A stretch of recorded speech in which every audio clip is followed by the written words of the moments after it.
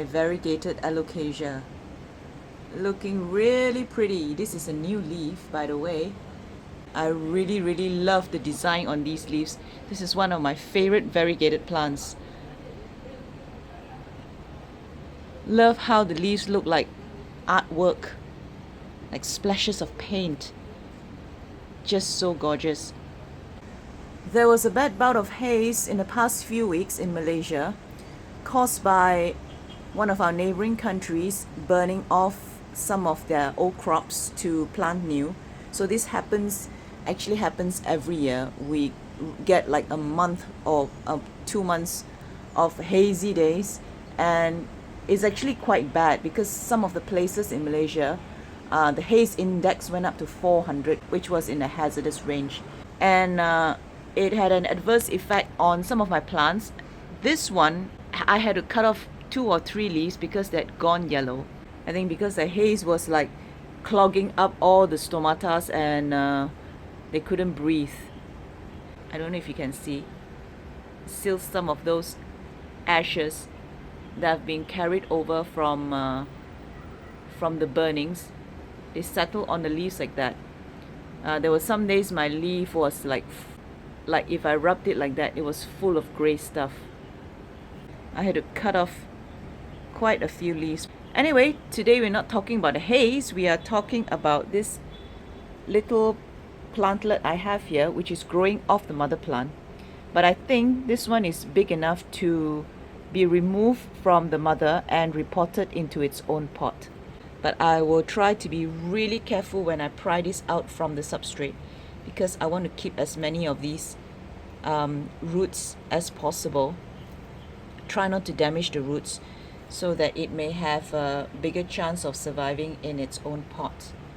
So that's what we're going to be doing today.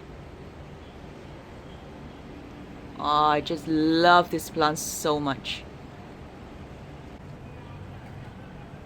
Okay, I'm going to use this little spade here, which I have, and try and pry this little plant out from the soil, from the substrate. I'll remove as much of the substrate as possible from around the plant.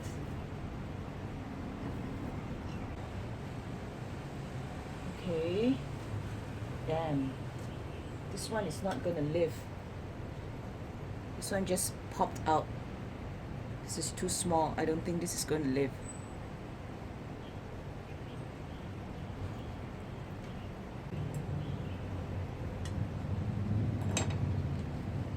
Okay.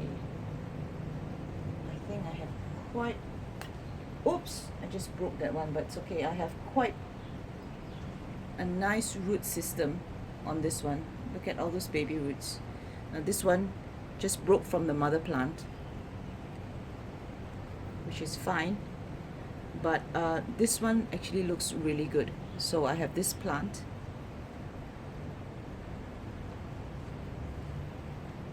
Now I'm going to try and plant this back with the mother. Now this one has also come off.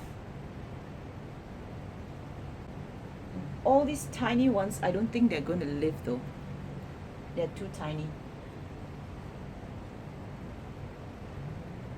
Now here is one with a rhizome. So I'm just going to plonk these back here and see what happens to them. So I have these two, which I just removed from the mother plant. Now this one doesn't have a lot of variegation, so I'm just going to put this in a different pot. And this one is the one with quite a bit of variegation.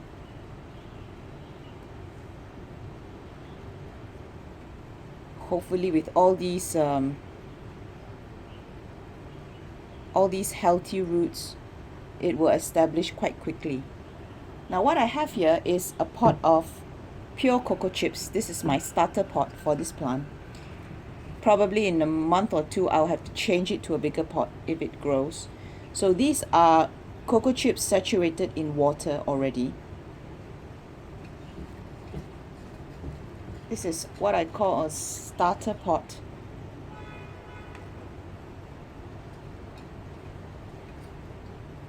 Now this one is slightly bigger than I thought it would be. I mean the root system is slightly longer than what it would be.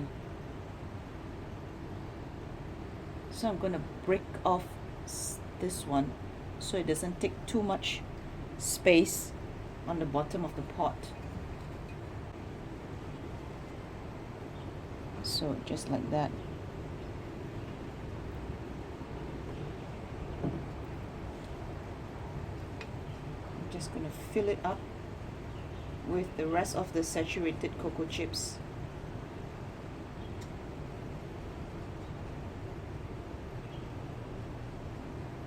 Okay, so this is done. I'm going to have to place this in a shaded area and let the roots establish itself first, and then we'll see what happens to this one.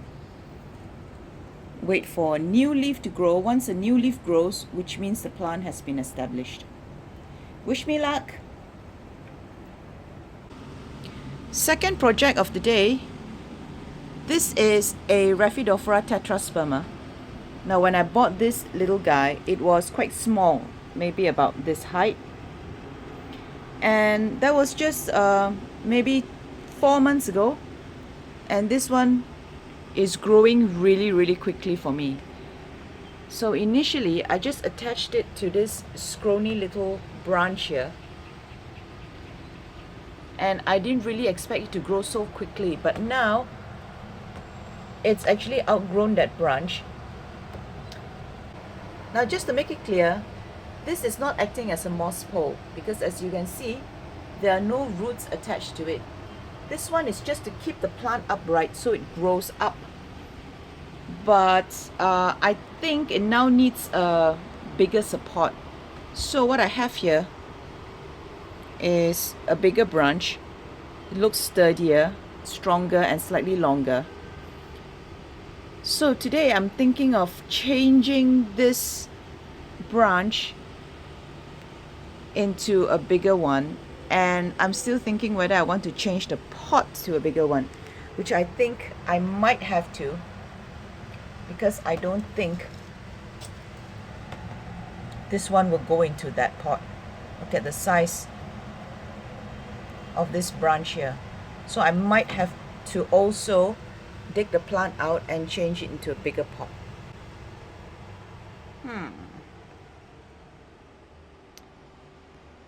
Dilemma. When your plant doesn't grow, you have a problem. When your plant grows too quickly, you also have a problem. Well, but this is good problem, right?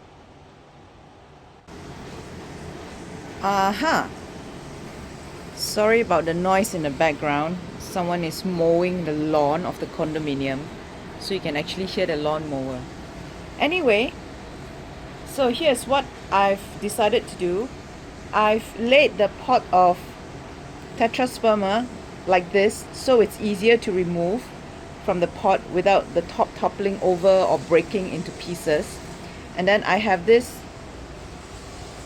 old school terracotta pot here.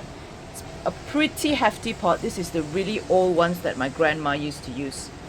And because the holes are so huge, I've prepared something like a mosquito netting, which I got from the hardware store, and I'm going to line the bottom of the pot. This will allow the water to drain, but it will also cover the holes and won't let the soil go through so much. Now from here, I just want you to have a look at the substrate that I've been using for my tetrasperma. So mostly I've discovered that the tetrasperma likes soil. It likes soil more than cocoa chips. I have no idea why, but that's what it's been growing on, and it's growing really quickly with soil. But I've inserted a lot of leca balls inside, and I've also made the soil quite porous so that it doesn't hold water that much. But basically this one is in a dry mix, in my dry mix. So if you want to know what's the difference between my dry mix and my wet mix, there is a video search in my playlist, in my video list, and you will find that I have made a video on the substrate that I use for my aeroids. Mostly I use the wet mix, which is the cocoa chip mix, but some aeroids, like some anthuriums and this Raphidophora tetrasperma in particular, they actually prefer the dry mix. I have no idea why, but you know, plants are weird, so I'm going to just go with the dry mix.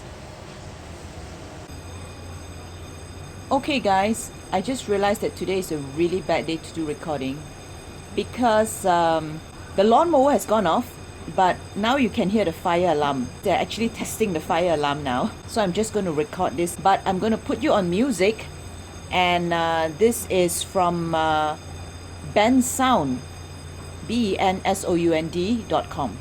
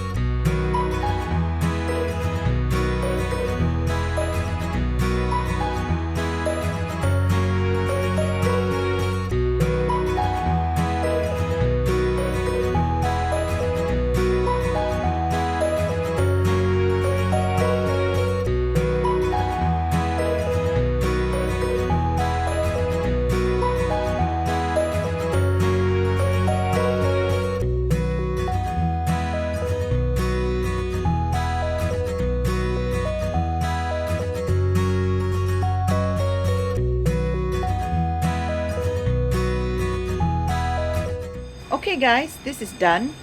So as you can hear, the alarm is still going on, but anyway, we're coming to the end of the video, so that's fine. Now I've tied the top part to part of the branch, and I've also made another tie at the bottom here. At this point in time, this whole thing is still a little bit flimsy. It's movable. I'm trying to pack the soil so that it stays in place, but once the root system goes into the whole substrate, then it'll be quite tight and nice. Okay, as you can see, I've not filled the pot up to the top. I've just filled it about 3/4 full because I was looking at the size of the root ball just now. It wasn't very big, and this pot is relatively quite big, so I don't want to fill it with too much substrate to prevent overwatering or to prevent the soil from having too much water. So I've just filled it a little bit, and I've added a lot of these lacquer balls, okay, and a lot of stones so that the drainage is good. And I gotta be quite careful with the watering of this pot because the pot is actually quite big for such a small root ball.